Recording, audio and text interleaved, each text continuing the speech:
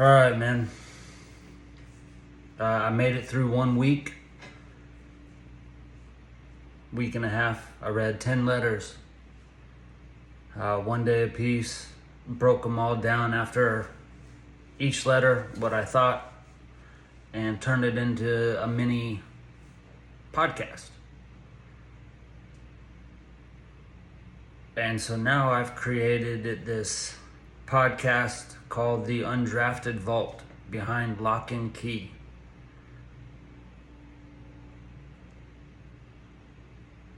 And now I'm going to treat this as if I'm going through an interview process. I uploaded all those letters, well, all 10 of them, to a LLM, and then had it break down as if it was an interview. And so each week after I read 5 letters, I'm going to sit down and answer the questions that I get back as if somebody was interviewing me after they read those letters. I'm not very good at original ideas, but once I have an idea based off of other things, I can take a bunch of ideas and condense it into one thing and turn something into something kind of cool. So I had no idea I was going to turn this into a mini podcast. I had no idea that I was going to make it past 10 days. I basically was doing an AI prompt the other day and said I had 310 letters from inmates. What can I do with this? And I'm just trying to create some content. Again, I hate social media. I don't like being on it. But it is the world. And I am so hard trying to force myself into creating stuff. But you're not going to see me outside with a camcorder or an iPhone doing stuff. I tried to do a basketball and I did some videos and it's cool and all, but I don't enjoy it. So this is something different. We'll see how long it lasts. I'm not afraid to try things. I've tried a million different things. I create websites, I create apps, I create podcasts, I create YouTube. I'm always doing something. So after those 10 letters have been uploaded, these were the responses and the questions that I got back. So the first one was on the reality of release in the system. Coach Fish, in letter 5, the inmate talks about how overwhelming it is to hear the statistics about felons getting jobs, loans, or even a place to live. As someone who beat those odds, how do you coach these men through the specific time? I could probably spend an hour just on this question. It is extremely hard. Again, you're going to have to work your tail off. And there are so many people that say there's programs out there, and there's programs, but you got to go down and track them. And then on top of that, you got to force yourself to use those programs. Nobody's going to hold your hand and help you through that process.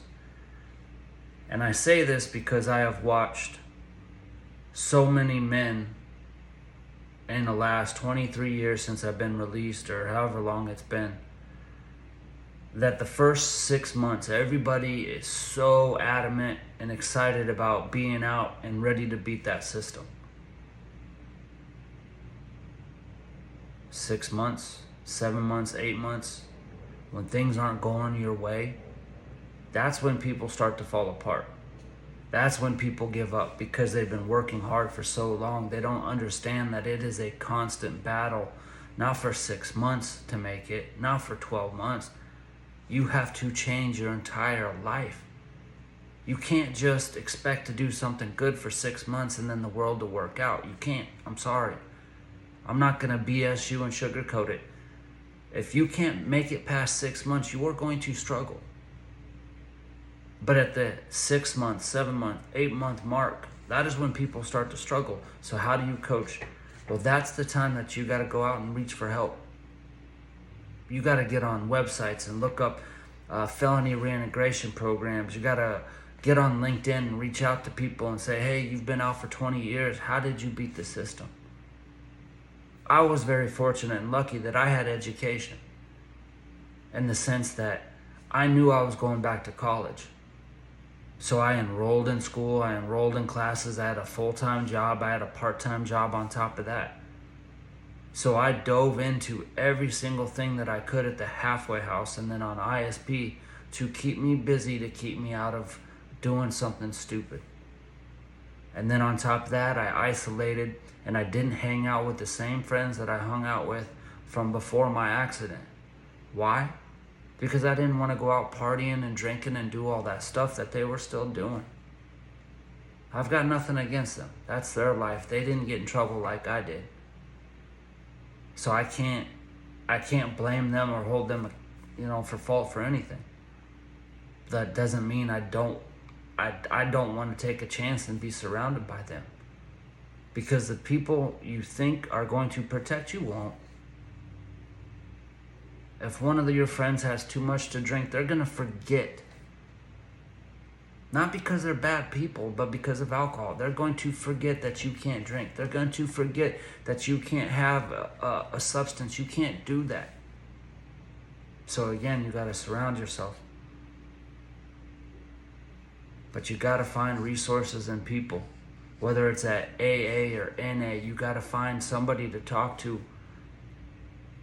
My big homie, when he got released and was struggling, it was about 6 months, 8 months. He had failed out of his first semester of community college because he'd been locked up 17 years. I knew he was going to struggle. And he called me and was going to quit and throw it all away. And I talked him off the proverbial ledge, so to speak. And we sat down in the library at my university and broke down what his next steps were. Fast forward 2 years later, he got his associates. So it was a resource. It was the right person to talk to. And I'm not the only person out there. There are thousands, if not tens of thousands of organizations and resources that you can reach out to. Number 2, a follow-up to letter 5. The writer mentions hearing horror stories about the halfway house and how many rules they have. What is the reality of halfway houses and how do you prepare these guys to survive them? Oh yeah, the halfway house is set up for you to fail. They've got more rules and regulations than you do in prison. Matter of fact, there's probably more rules and regulations than there was in boot camp. You have 8 to 12 men in a room, and sometimes you get stuck with pre-trial inmates. So they're not inmates, they're county clients. And they don't understand that if you screw up and you go back to prison, they get a little slap on the wrist for being on probation. Now, there are some real inmates who look at those dudes and will beat the living crap out of them if you mess with their room. You don't clean and do your chores and do your dishes and clean your bathroom, so when they come in and do inspection and your bed's not dressed right, perfect, and you got trash on your side of the bunk, dudes will take you into the bathroom and beat the living crap out of you because you did not hold your end accountable, and they lose their good time or they lose their privileges. Yeah. So you got to follow all the rules no matter how minuscule and small you think they are, and it's hard. And again, that's why there's so many guys that I saw when I was locked up. They said they would intentionally get a write-up if they knew that they were going to get released to the halfway house and not on parole. I couldn't believe it. And then after I got to the halfway house, I understood it wasn't going to change how I was going to react. I'm not going to intentionally screw up so I don't go to the halfway house. I wanted to be free. I wanted to be able to go hoop. That was my main problem. I wanted to go play ball, man. That's what I wanted to do. And you just got to sacrifice. Number 3, in letter 6, the inmate mentions applying your rules to supervised release so he never comes back. What do you think is the biggest hurdle these men face the moment they step out on supervised release? I mean, there's too many to count, but freedom. You are faced with this world all of a sudden that you went from these confined cells or confined T buildings and you're stuck in these little areas then all of a sudden that you can go across the street and go to 7-Eleven and buy a Gatorade and nobody can tell you anything. Well, if you don't do it at the time that you're allowed at the halfway house or on ISP, and you think you can just go across the street because there's no fence there, and you get caught, you lose everything. So there are so many men who, and women too, in the halfway house, it's basically dangling that apple out there for them to go screw up. There's no fences, but you can't, if you don't have a good time to go across the street and go to 7-Eleven to get a Gatorade, but you think because nobody's looking over your shoulder and you walk across that street and you buy a Gatorade and then you come back and then one of the halfway house people sees you and they write you up, you lose everything. And then your justification is, man, I was just going across the street. There's no fence. I'm not an inmate. But that's one of the rules. And again, that's why it's so hard to succeed, because there's so many little rules that you don't realize. You take the wrong bike path. You go down the wrong street. I had a restraining order. Not because I was a violent person, but because the victim's family didn't want to bump into me like at a grocery store or a gas station. So there were certain sections of my hometown that I couldn't go to. Now, I didn't fight it. I completely understand.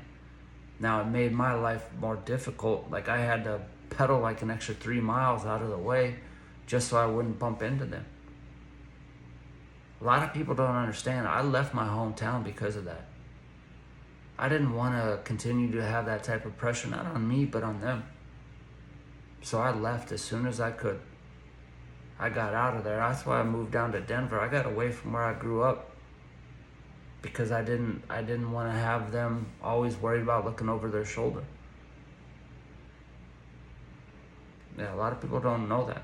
Like, that is the number one well, basketball first, but that was like the second or third reason I left. I didn't want them to have to worry about me. Number 4, the guy in letter 9A mentions your advice to say no and keep on your day, and how staying busy keeps him from getting bored. Is boredom one of the biggest traps for guys on the inside? And is it just as dangerous when they get out? Of course. Boredom will destroy everything. I know boredom has ruined my life multiple times. That's why I stay busy. That's why I'm creating podcasts. That's why I'm writing books. That's why I took 24.5 credits a trimester. That's why I add so many things to my plate, because I want to have things to keep me busy. Because if I'm sitting around and I've got nothing to do, that's when I'm going to get in trouble. Like, I enjoy TV. I do. I love watching good shows. I love watching good movies. But you can only watch so much. And even though I love sports, I don't watch a lot of sports. I watch basketball and football. That's it. And then the Olympics. I don't watch the World Cup. I could care less about the World Cup. I don't watch baseball. I don't watch golf. I don't watch tennis. I sure as heck don't watch race car driving and NASCAR. I don't like that stuff. I watch basketball and football. That's about it. I don't watch hockey. And I don't watch track and field when it's not the Olympics. So my boredom is doing too many things. Like, I've got so many projects going on and people are like, hey, just focus on one thing. I don't want to focus on one thing because I need to have things to work on, so if I get bored with something, I can jump to something else. Now, I didn't know till a while ago that I have ADD. I never understood how I could never make it through a basketball workout, and then it hit me one day and I talked to a counselor. You ever think about baseball? And this is how I tell the story now. Well, a batter, they're in that batter's box and they are focused on hitting that ball. That's their only focus. That ball's coming in 90 to 100 miles an hour and they want to hit that ball. That's their only focus. Well, for somebody like me, I step into the batter's box. Yeah, I got an eye on that batter or the pitcher, but I'm paying attention to who's in right field. Who's in this dugout making what signs? What's going on? Are they selling hot dogs up there in that stand? What's going on in that side of the outfield? Who's playing on this side? What's going on behind me? And all of a sudden the pitch goes by and I missed it. Well, that's kind of how some of my basketball workouts used to be. I'll go in with all the good intention of doing 10 spots from here, 10 spots from here, 10 spots from here. But as soon as I go in and I hit 7 in a row and I miss 8 and I go get the rebound and I shoot from there just off of instinct, then all of a sudden I forget doing my routine. And then all of a sudden I'm 20 minutes into a workout and I didn't do anything I planned to do. Well, that's how it is with my work stuff. I'll sit at my desk 8 a.m., 7 a.m. sharp to get started on 9 o'clock some days. And then I'll start and I'll have an idea of what to do. And then at 11 o'clock, 12 when I eat, I've gone off and done something I had no idea I was going to do. So I stayed busy. Now I'm not going to get through all these because I'm already 16 minutes in. I'm going to try to keep it at 20. So, on the guilt, remorse, and the past. Question 5. Letter 10A broke my heart. The writer talks about leaving an 8-month-old baby behind and being locked up for 11 years, knowing he created a fatherless child. What do you say to a man carrying that much guilt about his kids? Ouch. That's pretty impressive that the AI caught that because I couldn't understand it. I couldn't read it. I didn't know it was an 8-month-old kid. That's hard. I can't speak on that. I don't have kids. And that's the problem with so many people locked up, is that the vast majority of them are drunk or high at the time of their incarceration. And so when they sober up, they realize that they wasted their entire life of not being around the people that they cared about. The thousands of kids that I speak to at my events, middle school, high school students, that is the heartbreaking question that I get that I cannot answer. My family is doing this to me. They're doing that to me. What can I do? All I can say is try to avoid them, but you live under their roof, so it's hard. You have to follow their rules.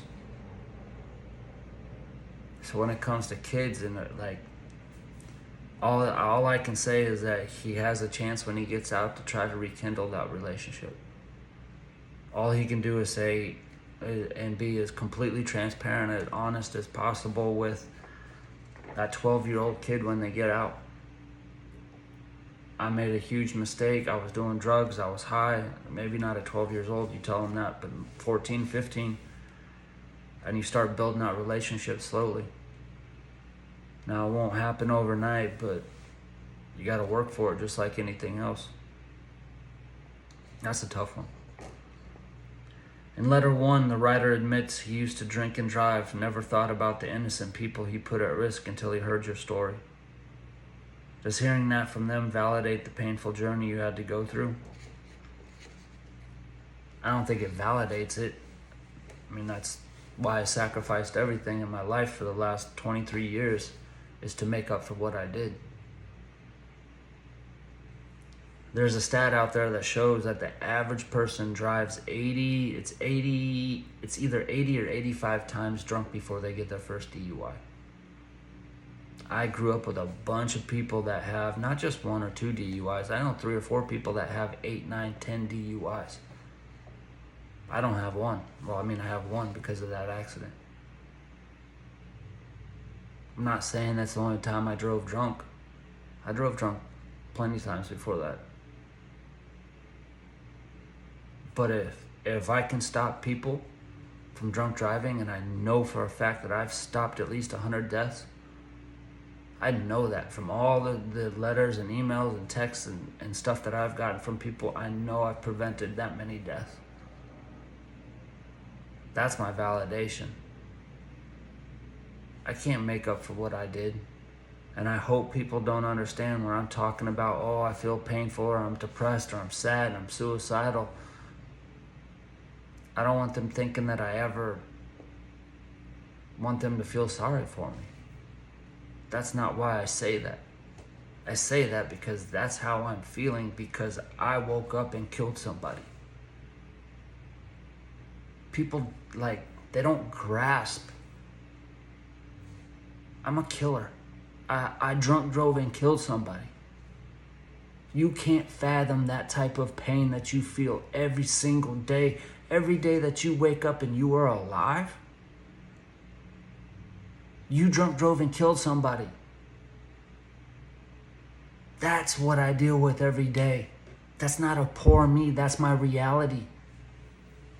And it hurts. It sucks. I can't tell you how many times that I have prayed that I would have died that night. I don't want to live here because I'm the one that caused that pain.